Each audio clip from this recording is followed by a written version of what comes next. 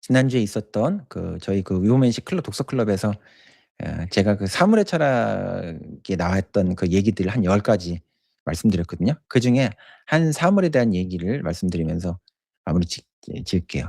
제가 쓴 사물의 철학이라는 책이 우리가 이 철학이라고 하는 거, 이 철학이라고 하는 건 지식과 정보가 아니에요. 제가 지금 말씀드린 것처럼 이 위버맨시의 사유는 교양, 지식, 정보 이런 거를 되게 하찮게 생각해요. 그건 우리의 삶을 실질적으로 살아갈 수 있게끔 만드는 하나의 도구가 돼야 되는데, 그런 이 세상을 해석하고 우리 삶을 실질적으로 살아갈 수 있는 힘이 되지 못하게 만드는 그런 교양과 정보, 지식이라는 건 니체가 가장 끔찍하게 싫어했던 것 중에 하나거든요. 예수도 마찬가지예요. 예수도. 어. 예수도 그 바리새이의 그 율법을 랍비들하고 얘기하는 게 뭐냐. 너희들이 가지고 있는 지식과 정보, 교양이라고 하는 것이 진짜 인간을 살아있게 만드는 지식이냐. 생텍쥐페리가 어린 왕자에서 지구에 오기까지 6개의 행성을 거치잖아요. 만났던 어른들이 다 비슷한 어른들이거든요. 할아버지는 지금 뭘 하고 계십니까? 나는 지금 저기 지리 공부를 하고 있어." 할아버지 거기 그래서 왜 지구상에 모르는 애가 지리가 없어?" "할아버지 거기 가 보셨어요?" 한 군데도 가본 적은 없는데. 그게 인제 죽어 있는 지식에 대한 얘기인데, 제가 사물의 철학이라고 하는 그 책이 어 철학이라고 하는 게 그게 무슨 심오한 그런 게 아니고, 우리가 전문적으로 공부하는 사람들한테는 그런 게 필요하겠죠. 전문적으로 철학 정보과를 가고 이러는 사람들한테는. 근데 그 사람들에게조차도, 그리고 일반인들은 말할 것도 없고, 시민들에게는 이 이 세상 이 사회를 살아가면서 사회뿐만 아니라 자기 삶에 대해서도 스스로 그것이 자기 삶의 주인이 되게끔, 또 이 사회의 실질적인 주인이 되게끔, 주인이라고 나를 호명하지만 사실은 노예로 부리고 나를 신도로 부리는, 시민이 아니라 군중으로 나를 호출하고 나를 소비자로서 호출해 가지고 비즈니스에 팔아먹는 그런 존재가 되면 안 되잖아요. 호구가 되면 안 되잖아요. 그러니까 그런 이제 관점을 우리가 갖게 되는 것이, 우리가 이런 인문학 공부, 문학, 철학뿐만 아니라 문학이 이런 도움을 주는 건데, 그게 멀리 있는 것이 아니라 자기가 살아온 삶의 경험을 잘 관찰하고 성찰하는 걸 통해서 그런 훈련을 할 수 있다. 이런 걸 이제 보여주려고 제가 그 책을 썼거든요. 근데 이제 제가 얘기가 옛날에 어떤 신문에 제가 연재했던 거예요. 연재하던 이제 그 과정에서 어떤 게 있었냐면, 제가 소속해 있었던 그런 학교에서, 예전에 대학에 있을 때 어 인제 학교의 어떤 좀 배려를 통해 가지고 제가 어 미국을 좀 이렇게 짧지 않은 단기가 아닌 시간 동안 이렇게 다니면서 그 좀 다가올 문명 사회를 제가 이렇게 좀 관찰하고, 거기에 대해서 이렇게 생각해 보고 사색해 볼 수 있는 그런 좋은 기회가 있었었거든요, 그때. 그때 제가 미국이라는 사회를 한번 제대로 그때 한번 본 거예요. 예. 근데 인제 그때 어 돌아와서 인제 어 학교에 있는 교수님들을 상대로 해 가지고 미국에서 뭘 보고 뭘 느꼈는지에 대한 좀 무겁지 않은 특강을 한번 해 줬으면 좋겠다 그래 가지고 제가 이제 특강을 이제 하는데, 사실 제가 인제 그거죠. 저는 그냥 잠깐 거기 다녀온 사람이지만, 그 자리에 있었던 교수님들이 대부분 미국에서 유학을 하고 그래 가지고 오랫동안 살던 사람들이거든요. 그런 자리에서 제가 미국에서 잠깐 갔다 와서 보고 왔다는 게 신기한 얘기가 되겠습니까? 예. 사실은 스님 앞에서 목탁 치는 얘기죠. 예. 그런데 한 이제 교수님이, 그분 굉장히 또 미국의 유명한 학교에서 학위를 받고 교수하시는 분이었는데, 저보고 이 사물의 철학을 쓴 저자가 미국에 가서 문명 관찰을 했을 때 가장 눈에 띄는 사물이 뭐냐 이렇게 이제 물어보더라고요. 그래서 제가 무슨 신기한 어떤 첨단 뭔가 그런 걸 얘기를 할 줄 알았나 봐요. 그때 제가 사실은 굉장히 새롭게 지금 발전하고 있는 테크놀로지와 관련된 그런 어떤 회사들, 예술 기관들 그런 데에서 좀 CEO 이런 분들 만나서 인터뷰하고 그럴 기회가 그때 있었기 때문에 그런 걸 좀 많이 봤었죠. 그때 테슬라 공장도 가고 미국에 진출해 있던 삼성전자도 가고 그냥 이랬을 때였어요. 근데 제가 거기에서 신기한 얘기를 한 게 아니고, 미국에 가서 봤던 사물 중에서 제가 제일 신기했던 거는 미국의 스쿨버스였다는 얘기를 했어요. 그랬더니 거기 앉아 계시던 저 선배 교수님들이 다 놀라시더라고요. 아니 스쿨버스가 뭐 이렇게 신기하냐고. 예. 제가 인제 미국 가서 스쿨버스를 이제 뭐 왜 어떤 점에서 신기했냐면은 그 동부에 있다가 제가 이제 서부로 가니까 동부에서는 제가 뉴욕에서 그 교통이 불편하고 하니까 이렇게 뭐 렌트카 이런 게 아니고 다 대중교통으로 다녔어요. 근데 예 캘리포니아로 가면서 거긴 땅 공간도 넓고 막 이러니까 건물도 듬성듬성 있고 하니까 이제 렌트를 했거든요. 근데 이제 동부에 있는 그 미국 친구들이 그랬어요. "너 서부로 가면은 캘리포니아에 가면은 꼭 조심해야 되는 게 있다. 네가 렌트를 하게 되면은 그 스쿨버스가 거기 많이 다닐 텐데 스쿨버스 근처에도 가지 말라는 얘기를 하는 거예요. "왜?" 그랬더니 미국의 스쿨버스에는 특별한 법의 규제가 있어 가지고 스쿨버스가 스탑 표지판을 내세우면은 네가 뒤에 쫓아가다가 그 앞에 뒤에서 쓰는 것은 물론이고 심지어는 옆에 차선으로 추월도 하면 안 된다. 그리고 심지어는 버스 중앙 차선이 있었을 때 저쪽 반대편에서 네가 달 오 차를 몰고 오다가도 이쪽 반대편에 중앙 차선 건너편에 있는 스쿨버스가 이 표지판을 내세우면 서야 된다는 거예요. 되게 엄청나지 않습니까? "아니 왜 그렇게까지 해야 돼?" 그랬더니 너 그거 잘 지켜야 된다. 그거 못 지키면 큰일 난다."는 거야. 그래서 알겠다고 해 가지고 그 캘리포니아에 가 가지고 렌트를 하다가 이렇게 보니까 진짜 미국의 스쿨버스를 봤더니 모든 차들이 뒤에 따라가다가도 쓰고 길 건너오는 차도 그 서는 거예요. 그래서 스쿨버스가 스탑 표지판을 내세우니까 스탑 표지판을 내세울 때 도로 위에 있는 모든 풍경이 서는 그런 모습을 제가 봤어요. 그리고 그런 것들이 그 예외가 없이 모두 그걸 아주 꼼짝하지 않고 다 그걸 지키더라고요. 그걸 이제 안 지키면 미국에서는 굉장히 좀 강력하잖아요, 제재가. 경찰력이 세니까. 그래서 그런지. 근데 미국에서 그래서 그때 그 스쿨버스에 대한 그런 경험을 그때 하면서 좀 신기해 가지고 뭘 이것저것 좀 알아봤습니다, 제가. 미국의 어떤 교통법이라든가 뭐 교통국 이런 데도 들어가 가지고 사이트도 알아보고 또 거기 계신 교수님한테도 물어보니까 우리가 도로 교통법에 예외가 되는 차가 3 대가 있는데 구급차, 소방차, 그다음에 경찰차. 신호 위반해도 되잖아요, 그 차들은 급할 때. 그죠? 차선도 위반하고. 근데 그런 차들도 스쿨버스에서 스톱 표지판을 내세우면 다 서야 된다는 거예요. 그래 가지고 거기에 그때 미국에 계시던 교수님이 그런 얘기를 하시더라고요. 미국에서는 대통령의 관용차를 세울 수 있는 유일한 차가 스쿨버스라는 이런 우스갯얘기도 있다는 거예요. 예. 좀 엄청나지 않습니까? 그리고 게다가 이 스쿨버스라고 하는 게 어 도로교통법에 어떤 게 있냐면 스쿨버스를 만드는 그 재질이 스쿨버스를 만드는 거는 장갑차를 만드는 재질만큼 튼튼한 어떤 강철판으로 만들어야 돼서 스쿨버스를 타고 그 미국 교통국의 그 통계를 그때 이제 봤는데 1억 킬로미터를 달리는 그런 것들을 환산해 가지고 1억 킬로미터당 일반 차가 도로에서 일어나는 교통사고에서 일어나는 사망자가 0.96 명인가 그렇더라고요. 근데 그거에 비해 가지고 스쿨버스는 0.01 명인 거예요. 그러니까 거의 100 분의 1 가까운 정도로 스쿨버스에서는 사람이 사망하지 않아요. 그래서 그때 그게 참 인상적이었어요. 제가 이 얘기를 가지고 국회에서 그 몇 년 전에 뭐 초청받아 가지고 국회에서 어떤 이제 국회에도 세미나하는 그런 분들이 계시거든요, 사무처에.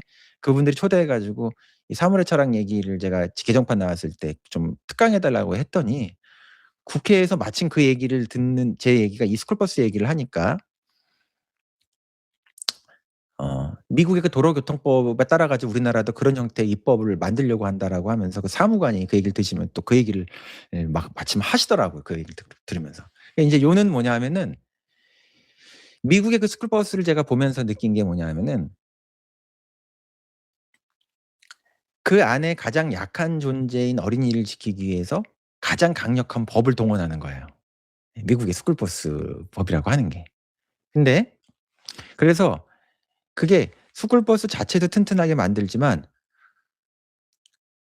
스쿨버스는 모든 도로교통 법의 가장 높은 위치에 서 있는 모든 법 위에 서 있는 법인 거야, 이 스쿨버스 법이. 스쿨버스라는 게.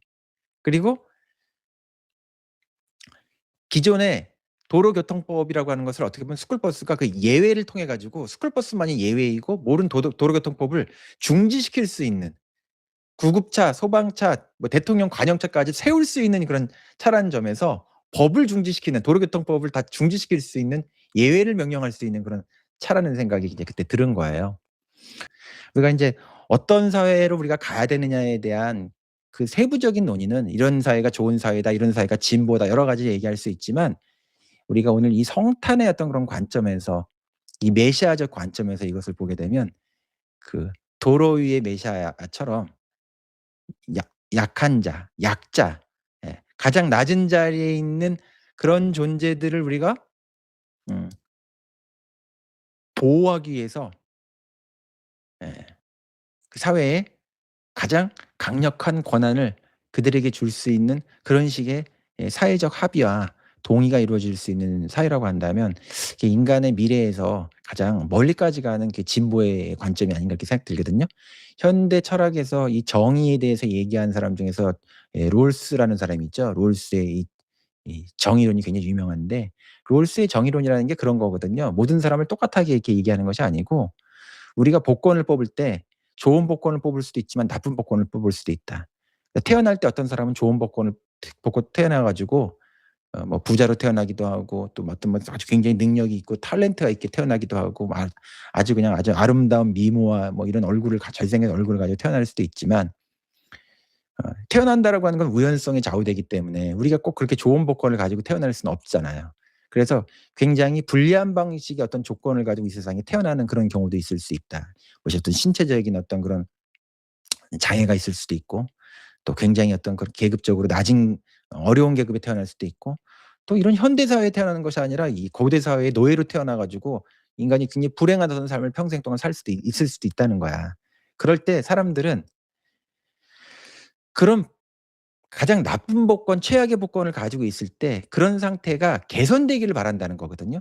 그래서 최악의 복권을 내가 뽑을 수 있는 가능성을 상정하고 전제하고, 그때 이 최악의 복권을, 예, 개선할 수 있는, 삶의 조건을 개선할 수 있는 그런 장치를, 사회적 장치를 만드는 거. 이게 바로 정의가 돼야 된다. 그게 바로 정의의 기준이 돼야 된다.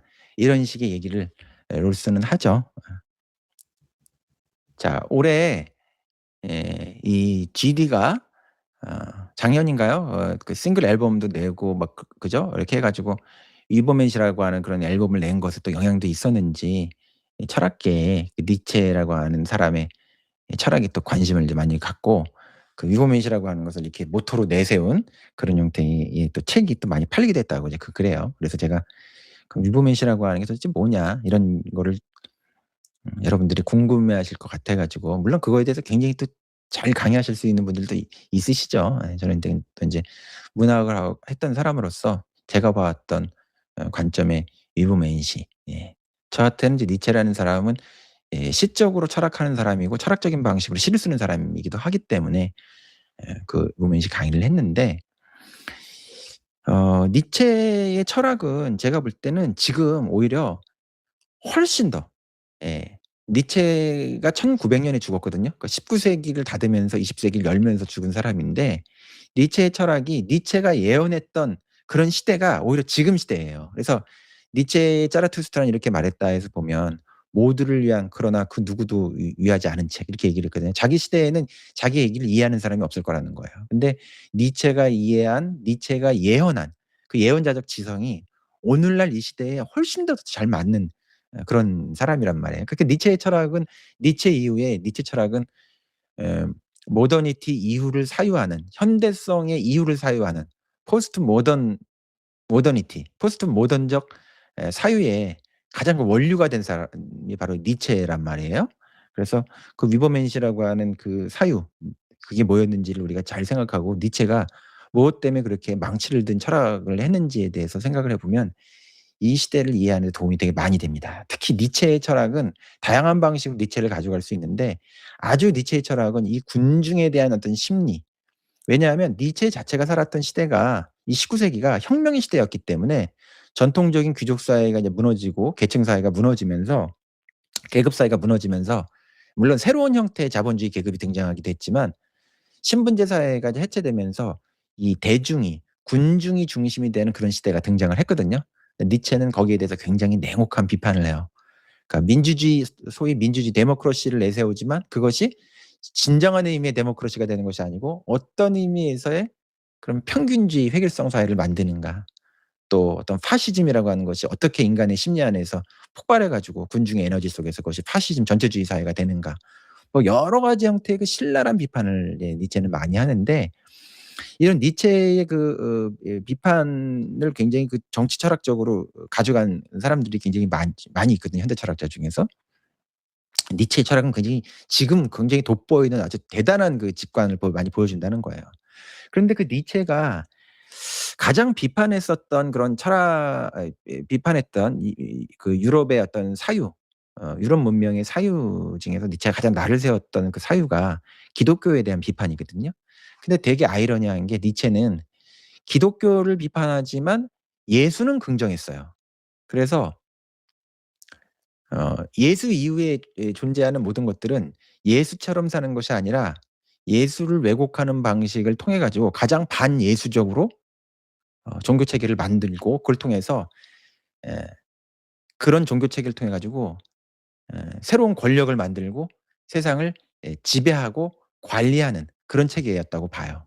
그래서 니체가 보기에는 이 기독교라고 하는 것이 단순한 그 종교가 아니고 현대적인 사회, 이 현대 사회라고 하는 현대 사회에 가장 어떻게 보면 그 데카당스 쇠퇴한 인간의 에너지라고 하는 거 사회의 에너지가 쇠퇴한 방식으로 사회를 관리하고 지배하는 현대적 체계의 하나의 그 모델이라고 봐요. 그래서 기독교를 잘 보게 되면 우리가 어떻게 죄의식을 주입받고 어떻게 관리되고 통제되고 어 그렇게 살 수 살게 되는지 그 현대 사회의 하여튼 시스템을 보게 되는 것이 이 기독교를 보게 되면 그렇다고 니체는 보는 거거든요. 그래서 그렇게 기독교 비판에 가혹한 거예요.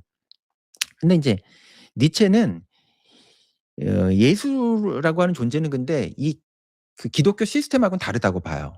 왜냐하면 이제 니체가 보는 그 예수는 니체가 인제 예수를 위버맨시라고 딱 얘기하고 그러는 건 아니에요. 근데 위버맨시적인 것으로 우리가 생각해 볼 수 있는 하나의 그 샘플이라고 니체는 이 예수를 주목하는 거는 분명 맞는 것 같거든요. 그게 인제 왜 그러냐면은 니체는 그 인간의 도덕을 보면서 대부분의 사람들이 주인으로 이 세상을 살지 못하고 있다고 봐요. 대부분의 역사적으로도 그렇고 지금 현대 문명 전체를 통해서 볼 때도 90 한 뭐 5%의 인간이 주인의 도덕이 아니라 낙타의 도덕, 어 노예의 도덕을 가지고 살고 있다고 보거든요. 그리고 그 주인의 도덕이 아니라 노예의 도덕, 낙타의 도덕을 가지고 사는 그런 인간을 만드는 그런 시스템이 바로 이런 기독교적인 가치 체계, 바로 그런 현대적으로 발명된 시스템이라고 이제 니체는 이제 보는데 그에 비해서 예수는 그렇지 않다고 보거든요. 그럼 예수는 이제 왜 그렇지 않다고 보냐면은 예수는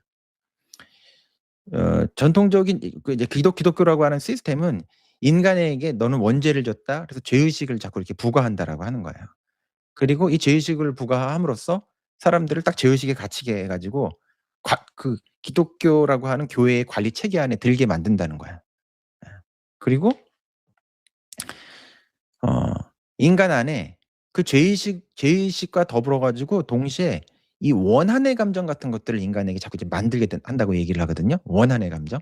그래서 삶은 죄이고 죽은 다음에서나 인간이 구원받을 수 있다라고 하는 그런 어떤 반대급부를 통해 가지고 사후 세계에 대한 어떤 보장 같은 것들을 얘기하면서 인간을 관리하는 그런 체계. 예. 그래서 현재의 삶을 긍정하는 것이 아니라 '이 세상은 그냥 끝났다. 나는 죄를 지은 죄인으로 이 세상에 사는 거야.' 이렇게 살게 만들면서 현재의 삶을 기쁘게 사는 것이 아니라 죄의식에 갇혀 살게 하면서 또 거기에 대해서 이렇게 뭐 비즈니스라고 하는 것이 거기서 이루어지고 어 사후 세계를 살게 만드는 이렇게 실제로는 존재하지 않는 어떤 가상을 만들게 하는 이런 체계를 만드는 것이 바로 이제 기독교 체계였다고 이제 봐요. 그리고 그런 그 기독교의 그 가치 체계 안에서는 선과 악 그죠? 그다음에 뭐 하느님의 말씀과 아닌 어떤 그런 삶이라고 하는 것을 도덕적으로 딱 얘기해 놓고 하이어라키를 이제 만들어 놓고서 할 수 있는 일과 할 수 없는 일들을 이렇게 만들어 놓고서 딱 인간을 꼼짝하지 못하게 하는 그런 인간을 또 자신의 어떤 그 의지대로 마음과 열정을 펼치지 못하게 하는 그런 금욕주의적인 어떤 삶을 병적인 것으로 이제 강요하는 삶이 이 기독교적 체계라고 니체는 봤어요 사실은. 예. 근데 예수는 그게 아니었다는 거야. 오히려 예수는 아까 방금 전에 말씀드렸던 것처럼 예수가 이 성경 안에서 제일 많이 보여준 어떤 그런 인상적인 모습은 뭐냐 하면 종래의 어떤 도덕, 사회적 어떤 그런 가치 체계, 그리고 그런 어떤 기준 스탠다드를 딱 만들고서 사회를 꼼짝하지 못하게 하는 그런 율법주의자와의 싸움이 예수가 했었던 제일 중요한 일이었거든요.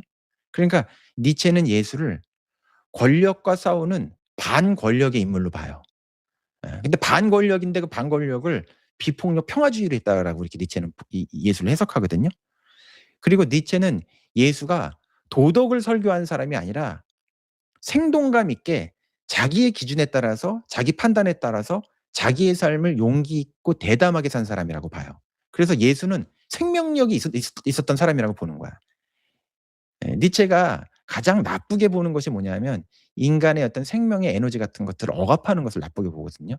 또 사회에서도 생명력을 이렇게 북돋는 것이 아니라 그것을 계속 억압하게 만드는 그런 삶, 이것이 인간을 병들게 한다고 보기 때문에 이 생명의 에너지를 계속 낮추고 약화시키는 삶을 나쁜 거라고 보는데 예수는 그렇게 사는 사람이 아니었다고 니체는 봐요. 그리고 니체가 결국 그렇게 살지 않는 삶이 위버맨시로 가는 어떤 삶이라고 얘기할 수 있는데 위버맨시라고 하는 존재는 결국 자기를 극복한 존재인데 이 자기를 한다라고 하는 것이 이게 뭐냐면 나르시즘적인 것이 아니에요. 이 세상이 부과하는 도덕과 기준을 이 없어도 그걸 이제 니체는 니힐이라고 하죠. 니힐리즘이라고 하죠. 예. 그런 것이 존재하지 않는다 하더라도 자기가 가지고 있는 어떤 판단의 기준과 자기의 열정과 자기의 의지를 통해서 끊임없이 자기를 갱신하고 발전시킬 수 있는 존재. 좀 이렇게 철학적으로 멋있게 얘기하면 자기가 스스로 법을 만들 수 있는 자기 입법적인 존재를 얘기하는데 예수야말로 율법에 갇히지 않고 종래의 가치 기준에 갇히지 않고 자기가 원하는 삶, 자기가 생각하는 형태의 어떤 그런 판단에 따라 가지고 담대하게 그걸 살아가는 자기 삶을 산 사람이기 때문에 자기 입법을 가지고 있는 사람이라고 봐요. 뭔가 위버맨시적인 어떤 가능성의 모델이 예수에 있다라고 보죠. 그리고 율법과 도덕에 대한 어떤 싸움. 자.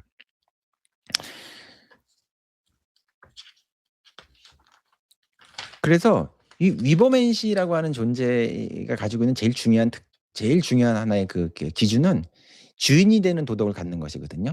그러니까 주인이 되는 도덕을 가지고 있는 거는 내 스스로의 자기의 자율성과 창조성이라고 하는 것들을 스스로 발휘하고 자기 자신을 스스로 정당화할 수 있는 능력을 보여주는 인간을 얘기해요. 그러니까 능력본위의 인간이야. 예. 능력을 가지고 있다는 게 나쁜 게 아니잖아요. 그죠? 예. 근데 이 니체가 얘기하는 이 능력이라고 하는 게 무슨 뭐 지금 사회를 보면 능력이라고 하는 게 "너의 능력을 보여줘." 그럼 무슨 뭐 돈 버는 능력 이런 걸 얘기하는 건데 그건 이거메시에 대한 아주 큰 오해 중에 하나예요. 예. 예. 니체의 자기의 그 능력을 보여주는 그런 방식이라고 하는 거는 이 유버맨시에 대한 가장 잘못된 오류, 그러니까 오해 중에 하나가 이 유버맨시가 엘리트주의라든가 그 엘리트주의도 여러 가지가 있어요. 그 귀족적인 어떤 그런 핏줄, 혈통적인 엘리트주의도 있고 오늘날식으로 얘기하면 학벌 엘리트도 있고 도덕적 엘리트주의도 있고 이런 게 있거든요. 예. 근데 그런 엘리티즘의 어떻게 보면 가장 반대편에 있는 게 위브맨시예요. 왜냐하면 우리 조이데 데버칸 같은 사람을 니체 관점에서 보면 이런 사람이야말로 주인의 도덕이 아니고 노예 도덕을 보여주는 것이거든요. 왜냐하면 그 사람들이 법복을 벗어요. 재판관이라고 하는 그 사회적 지위를 빼고서 너 자신이 스스로 품위 있고 명예로운 사람이라고 하는 것을 스스로 한번 입증해 봐라고 하면 그 사람이 아무것도 없다는 거야. 그냥 학벌이라고 하는 거, 어떤 전통적 혈통이라고 하는 거, 어? 계급이라고 하는 거, 돈에 의해서 네가 규정되는 거고, 뭐 학벌에 의해서 네가 규정되는 거고, 혈통에 의해서 네가 규정되는 것인데 만약에 네가 돈이 없다면 어떻게 너 자신이 아름답고 멋진 사람이라고 하는 것을 스스로 이렇게 증명할 수 있지? 너의 핏줄로 인해 가지고 너가 규정되는 그것을 빼면 너 자신이 그런 것에 의존하지 않고서 스스로 자기를 증명할 수 있는 방법이 뭐지? 그런 데 있어서 이게 전부 다 무기력하다는 거예요. 어. 그래서 위버맨 씨는 사실은 그 엘리트짐이 아니에요 사실은 이게. 예. 스스로 자기 자신의 탁월성을 인정하는 존재거든요. 예. 자, 그리고 위버맨 씨에 대해서 가지고 있는 굉장히 큰 오해 중에 하나가, 이게 자기 자신의 어떤 탁월성이라고 하는 것, 자기 자신의 어떤 그런 말하자면 그 생명의 그 에너지 같은 것들을 높은 수준으로 계속 이렇게 올리면서 창조하는 자, 넘어서는 자다 보니까 이 인간이 가지고 있는 이 힘이라고 하는 것이, 힘을 가지면 우리가 이런 생각을 하잖아요. 힘을 가지고 있기 때문에 '아, 힘을 가지고 있으면 권력으로 타인을 지배하는 거 아니야?' 니체의 이버맨시는 그렇게 '힘을 가지고 있으면 타인을 지배하는 것이다.'라고 생각하는 이런 지배적 관점으로 니체를 가장 오독하고 갖다 쓴 사람이 이 나치 같은 것이거든요. 근데 니체의 힘의 에너지라고 하는 건 자기 파괴적인 그런 힘을 얘기하는 것이 아니에요 이게. 그래서 가장 그 니체가 생각하는 형태의 그 힘을 가지고 있는 인간이라고 하는 건 타인을 지배하는 것이 아니라 자기를 지배할 수 있는 능력을 가지고 있는 사람을 얘기하는 거예요. 타인을 지배하는 것보다 더 센 게 자기를 지배하는 것이거든요. 우리가 돈을 가지고 있고 무슨 어떤 뭐 법 권력을 가지고 있고 이런 어떤 사회적 지위와 권력을 가지고 있지만, 그런 사람들이 타인을 지배할 수 있는, 사회를 지배할 수 있는 그런 권력을 가지고 있는지는 모르지만 진정으로 자기를 스스로 지배할 수 있는 힘을 가지고 있지 못하기 때문에 그렇게 일탈적인 짓을 하는 거예요 그게. 명예도 없고. 사회를 지배할 수 있는 권력을 가지고 있지만 자기를 통제할 수 있는, 그리고 자기를 정말 진정한 의미에서 멋있게 만들 수 있는 그 힘을 가지고 있고 그 힘을 훈련받지는 못했던 거예요. 그러니까 이 한국 사회의 이 교육을 보게 되면 자기 자신에게 주인이, 타인에게 주인이 되는 것이 아니라 자기 자신에게 주인이 돼야 되거든요. 이건 스토아 철학 같은 고대 철학이 가지고 있는 하나의 이 윤리적 기준이기도 한데, 타인을 지배하는 권력, 그것을 추종하긴 하지만 그 힘을 가졌을 때 어떻게 자기를 통제하고 자기를 정말 훌륭한 인간으로 만들 것인가라고 하는 자기 자신을 통제하는 그런 힘, 이것을 가지고 있는 그런 교육을 우리가 하고 있지는 못하는 거예요. 니체가 볼 때는 이런 한국적인 이 입시 엘리트 교육 있잖아요. 이런 거는 주인의 도덕이 아니라 노예의 도덕을 만드는 거거든요. 나 자신이 가지고 있는 진정한 어떤 그 힘이 아니고 다른 외부에 있는 어떤 것에 의존해 가지고 타인을 지배하는 그런 식의 파괴적 힘을 지금 만드는 사회? 그런 교육? 이러기 때문에 김누리 이 교수님 같은 분도 이런 엘리트 교육이 결국은 파시즘을 만든다는 거예요. 성탄 전야에 어떤 얘기를 해야 될지 이런 생각을 하다가, 예수가 탄생한 것을 생각하면 우리도 탄생해야 되겠죠. 예, 새로운 사회를 좀 탄생시켜야 되고, 우리 자신이 프란치스코 교황님 말씀처럼 교황으로 사는 게 중요한 게 아니라 예수처럼 사는 거, 예수처럼 산다는 게 뭐 가능하지 않겠지만 진정 예수의 제자가 되어서 살아야 된다, 이런 얘기를 했는데, 그런 말씀을 한번 나눠 봤습니다. 종교의 의미를 문학과 어 철학적으로, 또 우리 사회가 가지고 있는 의미 속에서 나눠 봤던 시간입니다. 예, 감사합니다. 네.